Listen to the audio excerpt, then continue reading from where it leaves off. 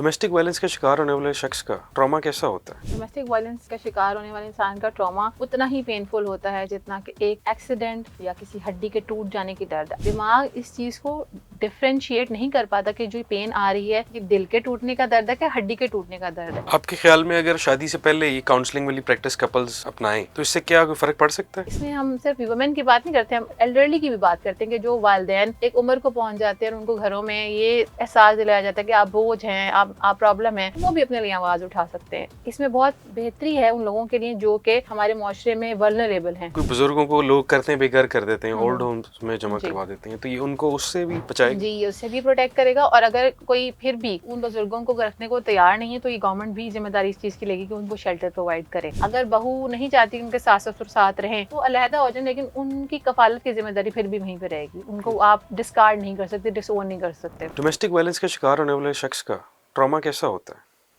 देखिए, domestic violence का शिकार होने वाले इंसान का ट्रॉमा उतना ही पेनफुल होता है जितना कि एक एक्सीडेंट या किसी हड्डी के टूट जाने की दर्द। आज की जो लेटेस्ट रिसर्चेस हैं वो ये कहती हैं कि एफएमआरआईज अगर चेक किए जाएं पेशेंट्स के जिनके साथ फिजिकल जिनको पेन का सामना रहा और जिनके साथ कोई अब्यूज़ हुआ, मेंटली उनको अब्यूज़ किया गया, मेंटली किसी तकलीफ, स्पेशली रिजेक्शन या दिल का टूटना जिसे हम कहते हैं बेसिकली, या कोई भी दुख देने वाली चीज़ जो कि उनके इमोशंस को तकलीफ दे रही है, तो वो इक्विवेलेंट उनके दिमाग का एक ही हिस्सा है जो उनको बताता है कि उनके साथ फिजिकल पेन चल रही है या उनके साथ इमोशनल पेन चल रही है। यानी कि दिमाग इस चीज़ को डिफरेंशिएट नहीं कर पाता कि जो पेन आ रही है ये दिल के टूटने का दर्द है कि हड्डी के टूटने का दर्द है। यानी कि इक्वल लेवल पे इनका ट्रॉमा आप समझ लें। ट्रॉमा इसका लॉन्ग लास्टिंग होता है क्योंकि दर्द पे तो मरहम, जो फिजिकल चीज़ है उस पर तो मरहम आप रख सकते हैं, उसकी दवाई भी आप खा सकते हैं, लेकिन जो आपकी रूह पे ज़ख्म आते हैं, जो आपके ब्रेन पे ज़ख्म आते हैं, यानी कि आपके ब्रेन में डिटोरिएशन जो स्टार्ट हो जाती है, उसको ठीक करने के लिए उसका अरसा बहुत ज़्यादा है, उसके अंदर सालों लग जाते हैं। तो उन सालों में आप ट्रॉमा से हील करते हैं। कोई ऐसी हीलिंग प्रोसेस हो जो हेल्प करता हो? इसमें सिर्फ हीलिंग प्रोसेस एक ही चीज़ हल कर सकती है। एक तो आप इस चीज़ को वैलिडेट करेंगे आपके साथ कोई इमोशनल अब्यूज़ हो रहा है, फिर आप इस चीज़ के लिए थेरेपी या फिर ट्रीटमेंट को सीख करें, क्योंकि अगर आप वैलिडेट ही नहीं करेंगे, विक्टिम को भी खुद को एहसास दिलवाना है कि मेरे साथ ये हो रहा है। विक्टिम को पहले एहसास शायद नहीं था। अभी जिस तरह का ये बिल पास हुआ है इसमें उसको मालूम हुआ कि ये जो जुमले हैं, ये जो धमकियां हैं, ये जो मुझे बार बार घर से निकाल देने की बात की जाती है, मुझे डिस्कार्ड कर देने की बात की जाती है, मुझे कहा जाता है कि आपको रिप्लेस किया जा सकता है, आपको अगर हम कंट्रोल रखते हैं तो आप हमारा इस पे हमारा हक है, कंट्रोल रखने में भी इस कदर कंट्रोल के उनकी सांस लेना भी मुहाल है उनकी परमिशन के बगैर। जो कि जो जो अब इसमें हमारे पास विक्टिम के साथ जो उनका हस्बैंड है या जो लाइफ पार्टनर है, तो वो इस चीज़ के लिए उनका समझना बहुत ज़रूरी है कि उनके साथ जुल्म हो रहा है और उस जुल्म के अगेंस्ट उन्होंने खड़े होना। उस जुल्म को जुल्म समझते ही नहीं है। अब इन शिकों से उनको इस चीज़ का आइडिया होगा कि ये जुल्म इस नौइयत का है कि ये एक ऑफेंस है और हमने इसको समझना है और इसके अगेंस्ट अपने लिए एक्शन लेना है जहाँ पे ज़रूरी हो। क्या ऐसा होता है कि विक्टिम खुद को ही गलत समझना शुरू कर दे, और इसे साइकोलॉजी में आप क्या कहती हैं? ये विक्टिम अपने आप को बहुत जगहों पे गलत समझना शुरू कर सकता है। इसको हम गैसलाइटिंग का कॉन्सेप्ट कहते हैं। गैसलाइटिंग में ऐसे होता है कि जो पार्टनर होता है, जो भी ये अब्यूज़ कर रहा होता है, जो अब्यूज़र होता है, वो बार बार आपको इस चीज़ की रियलाइजेशन करवाता है कि आप गलत हैं, आप में गलती है, आप में फॉल्ट है।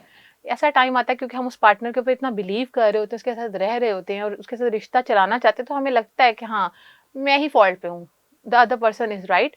और क्योंकि आप ये हकीकी तौर पे उस पे फॉल्ट में नहीं होते तो आप उसका सोल्यूशन तलाश नहीं कर सकते। आप जितनी भी एफर्ट्स कर लें आप उसके सोल्यूशन तक नहीं पहुंच सकते, क्योंकि वो एक कॉग्निटिव यानी कि एक दिमागी लेवल की इंटरप्रिटेशन है कि मैं गलत हूँ, लेकिन आप हकीकी तौर पर गलत नहीं होते। सिर्फ गैस लाइटिंग के थ्रू आपको ये मनवाया जा रहा होता है कि आप गलत हैं।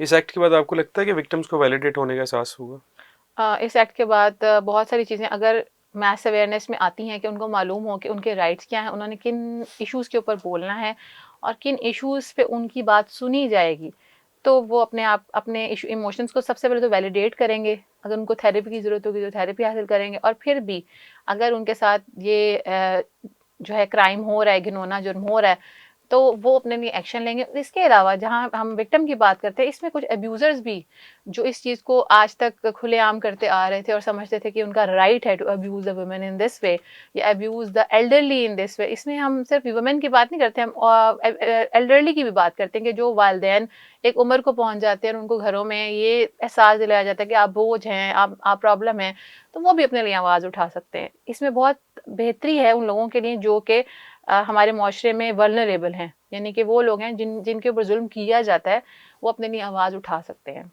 अच्छा, उस सिनेरियो में क्या होगा कि दो पार्टनर्स हैं, एक अब्यूज़र है एक विक्टिम है, और वो दोनों जाते हैं काउंसलिंग के लिए, ट्रीटमेंट के लिए, उन दोनों का ट्रीटमेंट तो इकट्ठा हो रहा है, तो वो कैसे उन दोनों को फिर मैनेज किया जाए? बेसिकली हमारे यहाँ जो एथिक्स है उसमें ये होता है कि वो जाते तो इकट्ठे हैं, लेकिन जब उनकी हिस्ट्री ली जाती है या जो उनके कंसर्न सुने जाते हैं वो सेपरेटली सुने जाते हैं। ठीक है। और सेपरेटली सुनने के बाद उनको फिर रिकनसाइल कराने के लिए एक सोल्यूशन बेस्ड जो है सोल्यूशन बेस्ड आर्ग्यूमेंट या सोल्यूशन बेस्ड एजेंडा पेश किया जाता है जिसपे वो कॉमनैलिटीज़ पे आ सकें। तो थेरेपी में बेसिकली वो अगर जा इकट्ठे रहे हैं, लेकिन उनकी जो थेरेपीज़ हैं वो अलग-अलग होती हैं। उनको दोनों को एक दूसरे के गुड्स एंड बैड्स पे काम करने का मौका मिलता है और एक दूसरे की अच्छाई और बुराई को पहचानने का मौका मिलता है। इट्स वेरी गुड कि अगर पार्टनर्स काउंसलिंग लें और कोई भी ये डिनाई ना करे कि हमें कोई मसला नहीं है, क्योंकि हर हर इंसान में मसला हो सकता है। अब्यूज़र और विक्टिम दोनों में मसला हो सकता है, लेकिन यूजुअली अब्यूज़र्स एग्री ही नहीं करते because they never consider themselves the one who is creating the problem. उनको लगता है हम प्रॉब्लम की वजह नहीं है, जो विक्टिम है वो प्रॉब्लम की वजह है। तो उनको इस चीज़ पे आमादा करना, इस रूलिंग से बहुत सारे लोगों को ये भी पता लगेगा they are serving as abusers from very बहुत बहुत अरसे से वो अब्यूज़र के तौर पे एक्ट कर रहे हैं और वो इस चीज़ को नॉर्मल लेते हैं कि तो हमारा हक है, हम इस बारे में मजाक भी कर सकते हैं, धमकी भी दे सकते हैं।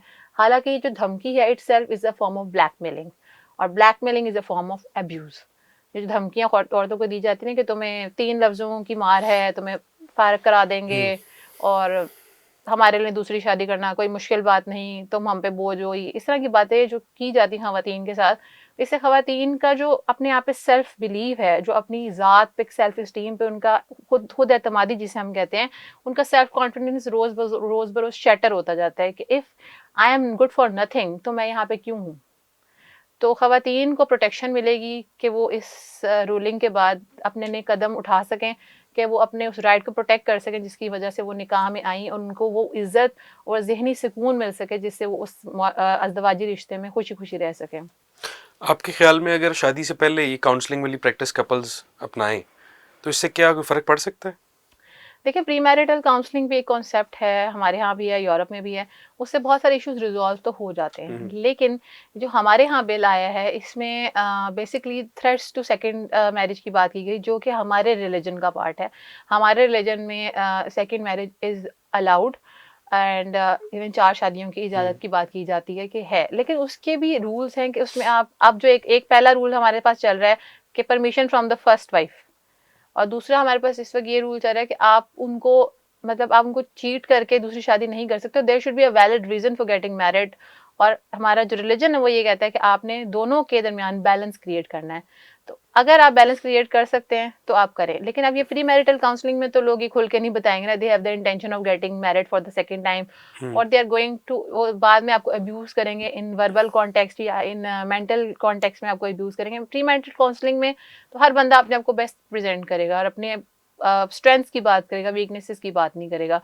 तो ये आपके लिए अच्छा पार्टनर चुनने में मददगार तो हो सकती है, लेकिन उसके बाद जो कॉम्प्लिकेशंस और कॉन्फ्लिक्ट्स आते हैं उसको रिजॉल्व आप पोस्ट मैरिटल काउंसलिंग में ही कर सकते हैं। ये जेंडर न्यूट्रल लॉ को साइकोलॉजी के किस एंगल से देखा जाए?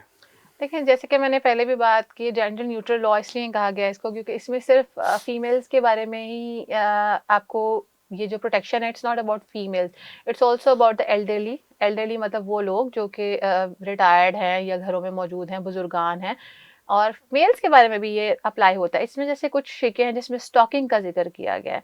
अगर किसी मेल को कोई बंदा स्टॉक कर रहा है या कोई फीमेल को स्टॉक कर रहा है, स्टॉकिंग से मुराद ये है कि अगर उसको ऐसी कैफियत का शिकार है कि रोज़ को लगता है कि वो थ्रेटेंड है, उसकी सेल्फ इस्टीम थ्रेटेंड है या वो किसी खतरे में है, उसको कोई उस पर घात लगा के कोई बैठा हुआ है, तो वहाँ पे भी वो एक्शन ले सकता है। इसके अलावा अगर हम एल्डरली की बात करें, एल्डरली जो है उनको घरों में रखने, जिसमें हमने कहा गया कोहैबिटेशन, यानी कि ख़वातीन को ज़बरदस्ती जॉइंट फैमिली में रखने की कोशिश की जाए, या फिर जो बुजुर्गान हैं उनको ऐसी जगह पे रखने की कोशिश की जाए जहाँ पे उनके साथ बदसलूकी होती है, तो वहाँ पे बुजुर्गान अपने लिए आवाज़ उठा सकते हैं कि हमने ऐसे लोगों के साथ नहीं रहना कि जो हमारे साथ बदसलूकी करते हैं। इसके अलावा ख़वातीन के साथ अगर उनके इन लॉज बदसलूकी करते हैं जॉइंट फैमिली में, तो वो भी अपने लिए आवाज़ उठा सकती हैं। इसकी वेरियस जो शिकें हैं इस जो डोमेस्टिक वायलेंस लॉ की, वो बहुत सारी चीज़ों को प्रोटेक्ट करती हैं। तो that is why it's a gender neutral law. कि ये तमाम तर जो जेंडर्स के लोग हैं इवन बच्चों को भी प्रोटेक्ट करेंगे। इन द लॉन्गर रन बच्चों को भी पता लगेगा कि अगर हमारे साथ कोई ऐसी चीज़ हो रही है, हमें घर में मेंटली ज़्यादा कोप किया जा रहा है, आपको बार-बार वायलेंस का शिकार किया जा रहा है फ्रॉम द पेरेंट और from any other family member, तो आप उसको रिपोर्ट कर सकते हैं। तो जैसे कि आपने बात की बुजुर्गों को भी प्रोटेक्ट करता है, तो जैसे कि अगर कोई बुजुर्गों को लोग करते हैं बेघर कर देते हैं, ओल्ड होम्स में जमा जी। करवा देते हैं, तो ये उनको उससे भी बचाएगा। जी, ये उससे भी प्रोटेक्ट करेगा और अगर कोई फिर भी उन बुजुर्गों को रखने को तैयार नहीं है, तो ये गवर्नमेंट भी जिम्मेदारी इस चीज़ की लेगी कि उनको शेल्टर प्रोवाइड करे। ओके। उनको शेल्टर प्रोवाइड करे, उनके लिए ऐसा माहौल प्रोवाइड करे।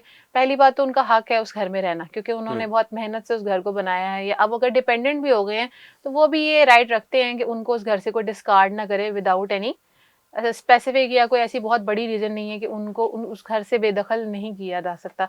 तो वो भी अपने लिए आवाज़ उठा सकते हैं कि हमारे साथ ज़्यादती हो रही है। जहाँ आज आप देख रहे हैं कि बहुत ज़्यादा ओल्ड एज होम्स का जो है वो रिवाज बन गया है कि पेरेंट्स जब यूज़लेस हो जाएँ, यानी पेरेंट्स का कोई रोल नहीं है, वो आपके लिए कुछ पका नहीं सकते, कुछ कर नहीं सकते, कुछ ला नहीं सकते, कुछ कमा नहीं सकते, तो आप उनको ओल्ड एज होम में भेज दें। तो अब इसके बाद बुज़ुर्गों के पास भी ये वैलिडिटी, एक वैलिड राइट होगा कि वो इसके अगेंस्ट बोल सकें कि उनको उन लोगों के साथ स्पेसिफिकली, आपने देखा होगा घरों में अक्सर बहुएं आ जाती हैं या कोई ऐसे लोग आ जाते हैं जो उन बुजुर्गों को घर से बाहर निकालना चाहते हैं, तो उनको ज़बरदस्ती उन लोगों के साथ रखने से वो नहीं रहने के मजबूर नहीं कर सकते।